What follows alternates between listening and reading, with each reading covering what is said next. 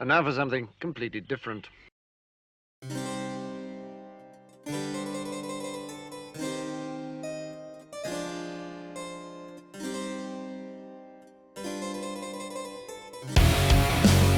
What is going on, YouTube? Yes, it's time for something completely different on my channel, but maybe not the way you think. I honestly don't know what video I'm going to cover. It could be a song, it could be something else. I don't really know what I'm going to do. Because I want to share something with you pretty cool to start. And I think I finally figured out I'm going to do a video based on the thing, which I'm talking crazy, I know. So anyways, I got an email about a week ago from this company called History by Mail. Now, I do get quite a few emails. Honestly, I don't know if some of them are scams or what. I've had some for like Corel Draw. I've had some for Peloton exercise bikes, stuff to promote on my channel, right? But this is the first time I've had something that really fits with my theme, right? So this is History by Mail, which is basically a monthly subscription where once a month you get a kind of a mystery package that contains some sort of primary historical document. And of course it's a replica, but they're very well-made replicas. And you never know what you're going to get, right? I could get the Magna Carta. I could get, a letter from somebody in World War II back to their spouse. It could be military orders. Who knows? Who knows? I have looked at the website a little bit, and there is some really, really neat stuff. So ever since I got that email, I immediately said, yes, please, I'm interested. So I'm going to open this up and see what we got. And something a little bit fun, based on what this is, I'm going to maybe try to cover a video that is close to that. So anyways, without further ado, let's go ahead and open up and see what we have in store from History by Mail. So you could tell, no idea, right? I haven't opened it yet. All right. All right, so basically what it looks like, we got a couple of letters. Letter from Anne Oakley to President McKinley. Eisenhower's Order of the Day and sketch of D-Day platoon leader, 1944. Maybe we'll cover some SABATON. That might be cool. And a check for the purchase of Alaska. All right, that's cool. I actually got three things. Let me read this real quick. Dear history buff, thank you for taking the time to review History by Mail for a YouTube production review. Enclosed are samples from historybymail.com subscriptions. So each month, History by Mail subscribers receive an envelope containing a replica of a historical document. 4 letters over 4 months explore a unifying theme. Additionally, each letter comes with a document explaining the context of the history letter, including its author, recipient, and relevance to the events of the time. When necessary, transcripts are also provided for handwritten letters. Let me know if you have any questions. I look forward to the opportunity to work together. So if this works well, which I think it will, this might be more of a common thing on my channel, where maybe we're guided by these letters and see the things that we cover. So let's look at the first thing. Check for the purchase of Alaska. Can anybody guess how expensive Alaska was? Let's see, what did we pay for it? Oh, that is super cool.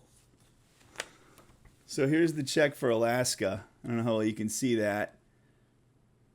Okay. How much was it? It looks like in the corner it says $7 million. I don't know if you can check it up.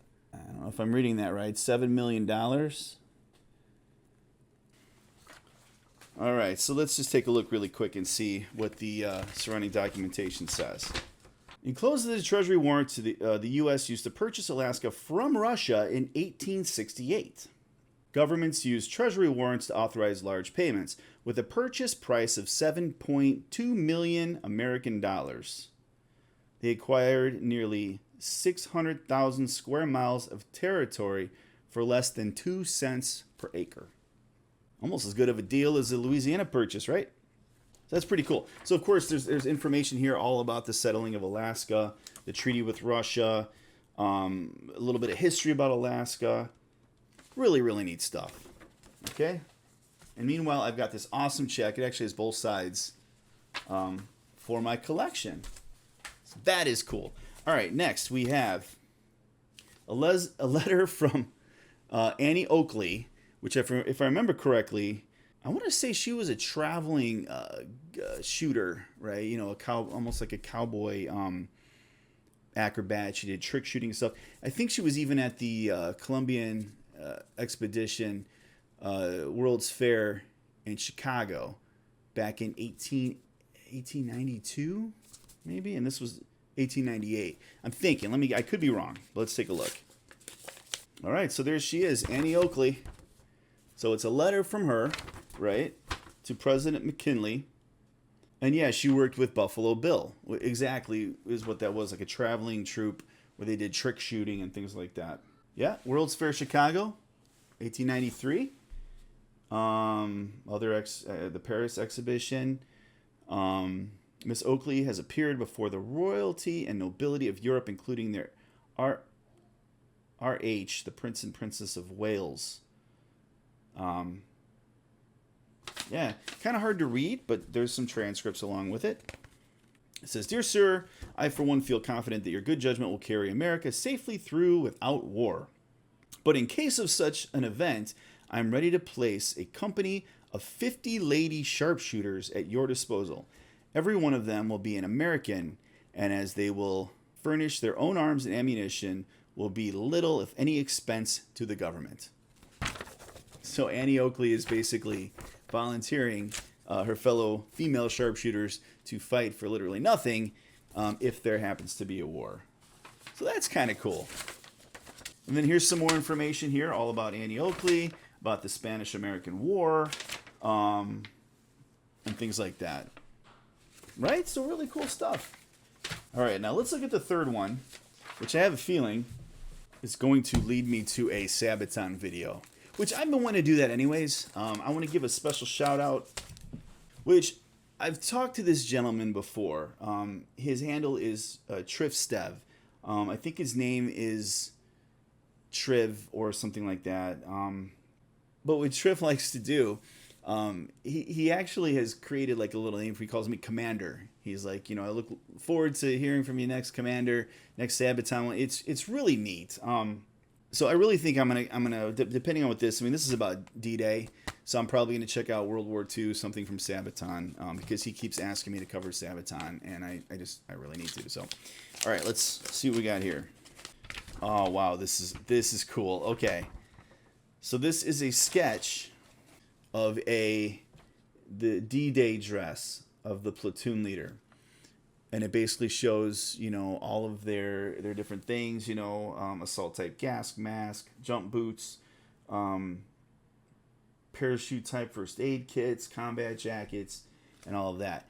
And this is basically on the back of Supreme Headquarters Allied Expeditionary Forces. So this is basically, it looks like prior to D-Day, kind of like a little explanation to the soldiers, sailors, and airmen of the Allied Expeditionary Force. I can't say that. You're about to embark on the great crusade toward which we have striven these many months. The eyes of the world are upon you. The hopes and prayers of liberty-loving people everywhere march with you. In company with your brave allies and brothers in arms on other fronts, you will bring about the destruction of the German war machine, the elimination of Nazi tyranny over the oppressed peoples of Europe, and security for ourselves in a free world. Your task will not be an easy one. Your enemy is well trained, well equipped, and battle hardened. He will fight savagely. But this is the year 1944. Much has happened since the Nazi triumphs of 1940 and 41. The United Nations have inflicted upon the Germans great defeats in open battle, man to man. Our air offensive has seriously reduced their strength in the air and their capacity to wage war on the ground. Our home fronts have given us an overwhelming superiority in weapons and munitions of war and placed at our disposal great reserves of trained fighting men. The tide has turned. The free men of the world are marching together to victory. I have full confidence in your courage, devotion to duty, and skill in battle. We will accept nothing less than full victory. Good luck, and let us all beseech the blessing of Almighty God upon this great and noble undertaking. Signed, Dwight D. Eisenhower. Okay, so incredibly cool. So it's a sketch of the D-Day platoon leaders. And I hope I didn't say President Eisenhower. At this time, he would have been a military commander, right? So basically, he issues his order, and basically for the people partaking in D-Day, the invasion of Normandy. So it talks all about D-Day planning, Operation Overlord, and the Battle of Normandy, all here. And again, you get this awesome original letter from written by Dwight D. Eisenhower. So again, just to recoup, I got this cool check that purchased Alaska for $7.2 million, right? With a cool explanation about that. I got a letter written by the hand of Annie Oakley to basically enlist a bunch of female sharpshooters into the war. And then we have basically words of encouragement and a letter of basically orders and other things from Dwight D. Eisenhower. So super cool. I am very excited. I hope I can continue to work with this company. So again, this is called History by Mail. I'm going to put the link in the description of this video. And again, if we continue to work together, you're going to hear a little bit more about it. And I just can't wait to check out more. So without further ado, let's go to check out Sabaton. I know they recently released their newest video, Wolfpack. Haven't seen it, haven't listened to it. It's an animated video about the German U-boats in World War II. So great fitting to the last letter we got. So let's go check it out right now. All right, so as usual, I'm kind of going into this blind a little bit. Again, a few things I do know. I think this is from one of their first albums. So this is an older song. I could be wrong, but I'm pretty sure. So I haven't heard it. I'm not too familiar with it. The other thing is it's about German U-boats in World War II. So here we go.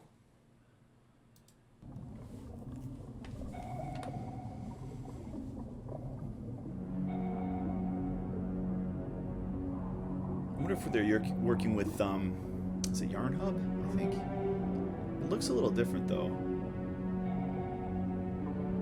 You can tell when you see the people if it's Yarn Hub.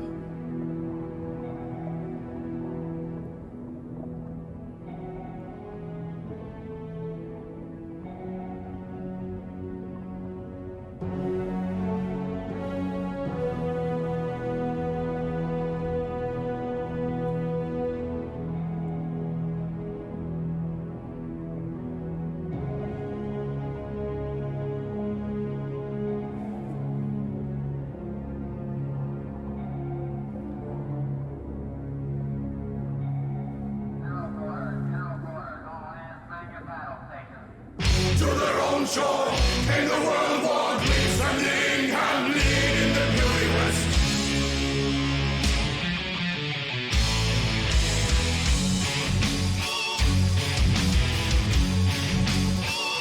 Ooh, I like that little bend.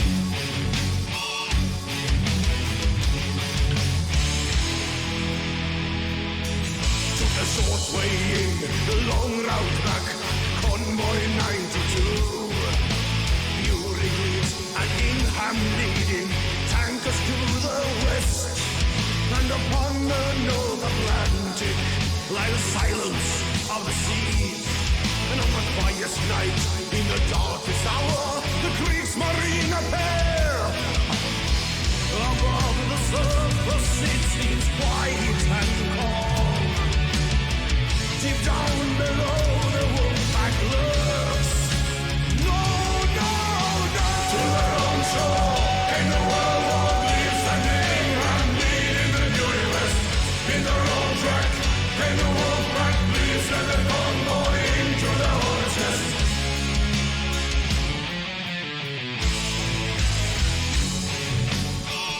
Nice. Okay. So just a few comments. I'm hearing a different sound. I really am. I don't think it's any secret, and I might piss people off here. I don't know. I don't think there's any secret that a lot of Sabaton songs tend to kind of be similar. They have the same sound to them and things like that. And there's actually a very good reason for that. It's because all of their songs have to have an epic feel.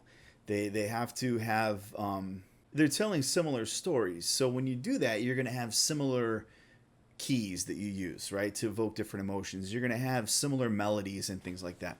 So And you know, in a few of the Sabaton groups I'm on like Reddit and stuff, sometimes it's just a joke. It's a running joke that their songs just tend to sometimes sound the same. Which honestly, at the end, doesn't really matter because the stories that are being told are just absolutely insanely cool with music behind them. So there's no reason to get all bent up about stuff like that. But I'm hearing a lot of cool different elements here. Of course, Joachim's voice is, you know, some of the notes he's holding out and the power, really cool. But some things about German U-boats really quick. So it mentioned the Kriegsmarine, right? And one of the very first Sabaton songs I ever did, I got in a little bit hot water because I called the Kriegsmarine the German Navy. And, wait, I'm sorry, the Nazi Navy.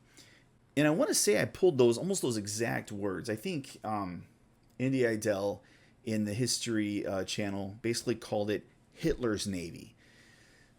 You know, so it really is semantics, right? I mean, a lot of people were saying, well, it's not fair to call it the Nazi Navy because a lot of the people who, you know, the soldiers and things and the sailors weren't actually Nazis. Well, unfortunately, when you have a specific party, right, or regime or whatever controlling your country with the type of iron fist we had here, and you are fighting for them, unfortunately, you're kind of under that umbrella. You know, again, I don't want to rehash old stuff. So that's kind of like my rebuttal to that a little bit. The other important thing too is I don't think Kriegsmarine was a term that was actually mentioned before World War II, because Hitler, you know, Germany was instructed to basically liquidate their army, right?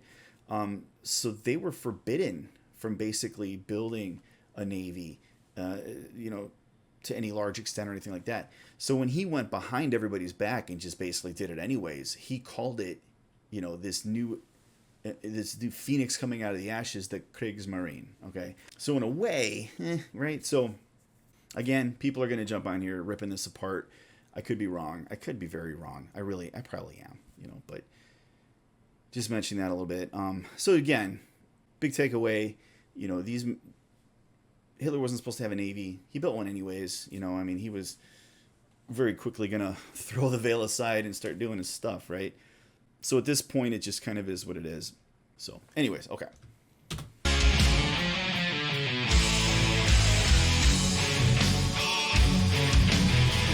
What this sounds like to me, what is that song? It's called Coming Home.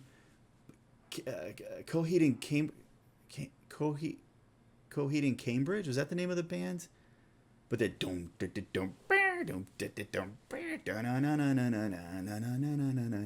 it reminds me Coheed and Cambria. I think that's what Coheed and Cambria. Yeah, Coming Home. Check it out. It's very, very similar. Anyways, sorry.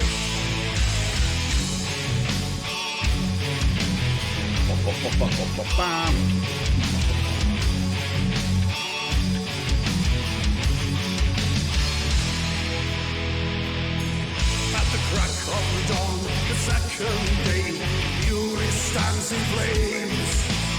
Half the convoy sunk or disabled, heading back to the shore. But below the North Atlantic, on the bottom of the sea, for a second night in the darkest hour, the Kriegsmarine returns. The Wolfpack surface for the second time, to make the convoy face its fate. No, no, no! To their own shore, in the world war, standing and bleeding the New West. In their own track, take the Wolfpack, please let the convoy into the hornet's nest. On the fire, on the water, they fought it through and beauty did fail the test.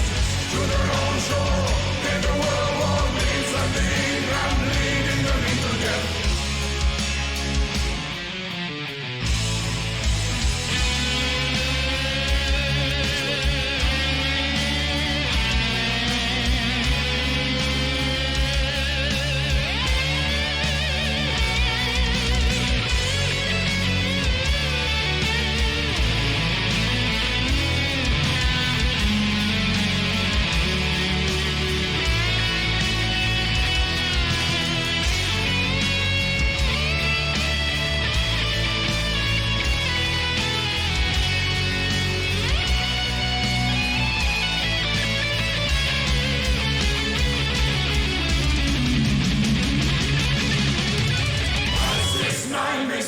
contact and lead them. U9 force goes a kill in the dark.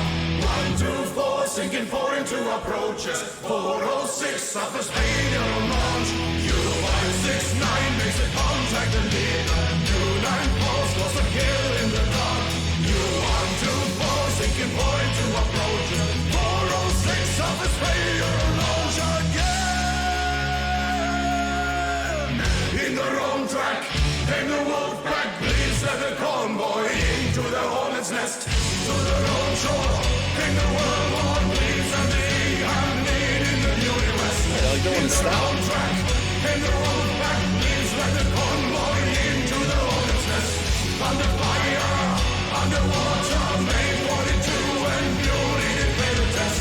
To the wrong shore, and the World War bleeds and they have need in the meat to death. Don't know what's waiting down below. The war and hurt are waiting you to follow. To lead, it's time for you to return. Today, this time on the fire. Oh no! The Wolfpack's waiting for me. You call, you say, below the surface waits for you.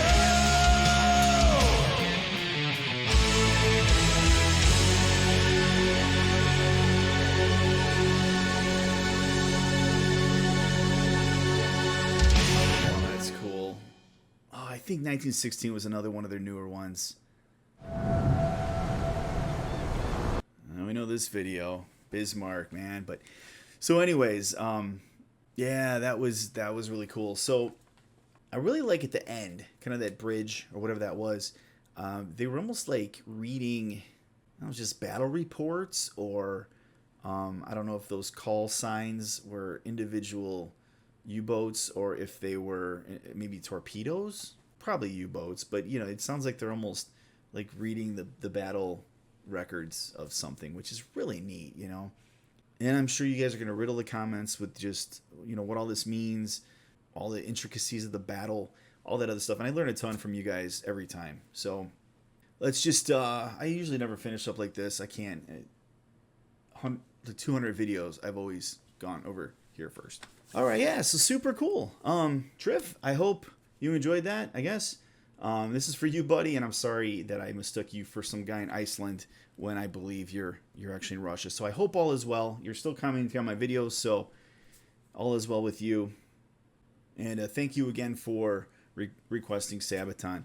I definitely do want to keep branching out and doing more historical things. Some of the oversimplified videos, some original content. I've got a lot of things. I want to talk about the Donner Party, too. I don't know if you can see my shirt. One does not simply take a shortcut to California, which it turns out one of my ancestors was actually part of the Donner Party, which is why I'm not a picky eater. Right?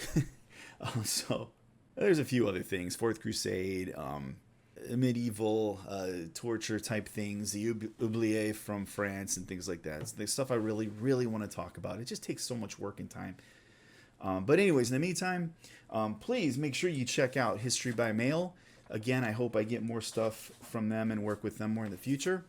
And that way you too can also enjoy and collect your very own primary historical documents. So check that out. Let me know what you think. I hope to see you guys in the comments, which I know I will every time I do a Sabaton video. But until then, everybody be safe, healthy, and be nice to each other.